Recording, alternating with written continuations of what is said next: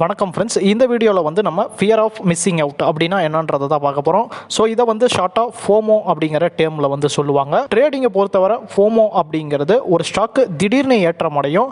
அந்த ஸ்டாக்கு எதனால் ஏற்றம் அடையுது அப்படின்றத கவனிக்காமல் பெரிய ஏற்றம் அடைஞ்சிருமோ அப்படிங்கிற பயத்தில் அந்த ஸ்டாக்கில் நம்ம ட்ரேடிங் ஆர் இன்வெஸ்ட்மெண்ட் பண்ணுறத தான் ஃபோமோ அப்படின்னு வந்து சொல்லுவோம். ஸோ இது போல் ஃபோமோவில் நம்ம மாட்டிக்கிட்டோம்னா ட்ரேடிங்லையும் சரி இன்வெஸ்ட்மெண்ட்லையும் சரி நம்மளுடைய முதலீடுகள் பாதிக்கப்படுறதுக்கான பெரிய வாய்ப்புகள் வந்து இருக்கு. உதாரணத்துக்கு ஒரு ஸ்டாக் வந்து 120 ரூபாய்க்கு ட்ரேட் ஆகுது அப்படின்னு வந்து வச்சுக்கலாம்.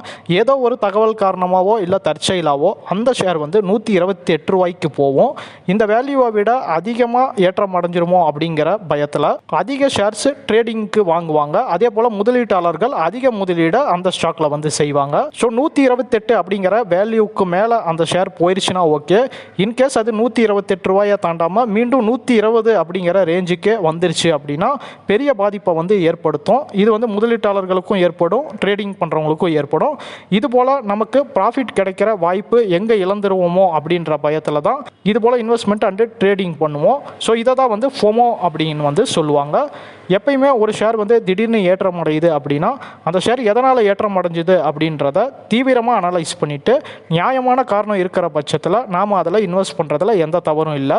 அதே வெறும் ஃபோமோ காரணமாக மட்டும் நீங்கள் அந்த ஸ்டாக்கை வாங்கினீங்க அப்படின்னா அது பெரிய பாதிப்பை வந்து ஏற்படுத்துறதுக்கான வாய்ப்புகள் இருக்குது. ஸோ இந்த ஃபோமோவை நீங்கள் அவாய்ட் பண்ணுறது மூலியமாக உங்களால் பெரிய பாதிப்பை ஸ்டாக் மார்க்கெட்டில் தடுக்க முடியும்.